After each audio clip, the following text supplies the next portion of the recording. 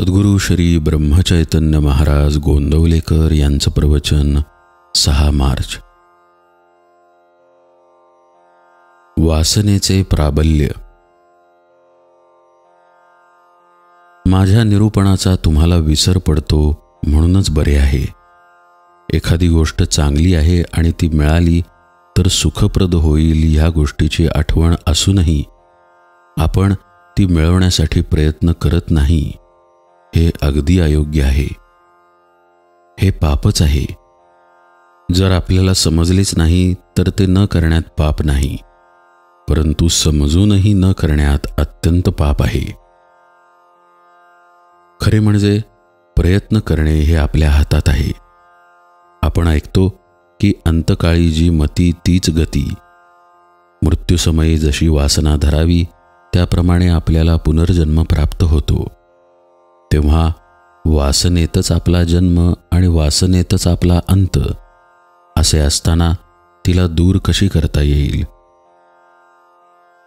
एखादा मनुष्य काळा असेल तर त्याला आपले काळेपण काही घालवता येत नाही.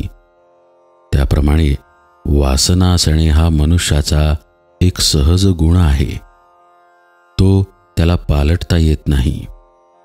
तर मग आम्हाला वासनेतून कधीच मुक्त होता येणार नाही का?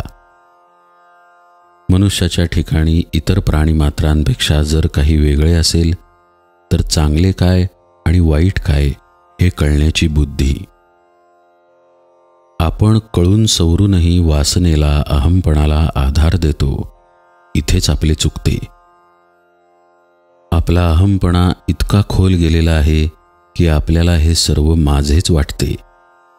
माझी बायको, माझी मुले, माझे घर, माझे माझे म्हणून किती सांगावे. त्या माझेपणामुळेच अहंभाव वाढीला लागून सर्व काही आपल्या मनाजोगते आपल्याला सुख देणारे हवेसे वाटू लागते आणि दुःख अगदी नकोसे वाटते. अर्थात जगात कोणालाच नुसते सुख मिळत नाही. असे असूनही अहंपणाला बळी पडून सुखाच्या लालचीने मनुष्य मरेपर्यंत बरी वाईट कृत्य करत असतो आणि त्याप्रमाणे त्याची वासना बनत जाते. वासना म्हणजे अभिमान, म्हणजेच मीपणा. अशा रीतीने अहंपणाच जर वासनेचे मूळ अधिष्ठान आहे तर तो नको का घालवायला? खरोखरच मनुष्याचा अहंपणा इतका खोल मुरलेला आहे की त्याचे निर्मूलन करायला तसेच सूक्ष्म अस्त्र पाहिजे. नामा इतके प्रभावी आणि सूक्ष्म अस्त्र दुसरे कोणतेच नाही. ते परमेश्वराच्या अगदी जवळचे आहे. परंतु एवढे असूनही आपण ते आवडीने, निष्ठेने घेत नाही. आम्हाला सर्व काही समजते, परंतु नामस्मरण करण्याचा आळस आपल्यात भरलेला आहे. भगवंत करता आहे असे अनुसंधान जो रात्रंदिवस ठेवील त्याचाच अहंकार जाईल, हे ध्यानात ठेवून आपण भगवंताचे नाम घ्यावे. मनाने भगवंताचे होणे हे भक्तीचे वर्म आहे. आपल्याला जे पाहिजे ते त्याच्याजवळ मागावे. मागितलेली वस्तू भगवंत देईल किंवा न देईल. वस्तू दिली तर बरेच आहे, पण आपण मागितलेली वस्तू भगवंताने दिली नाही तर ती देणे आपल्या हिताचे नव्हते असे खरे मनापासून वाटावे.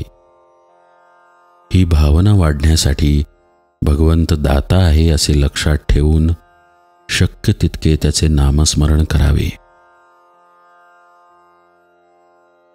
जो नामात राहिला त्याचा वासना क्षय झाला.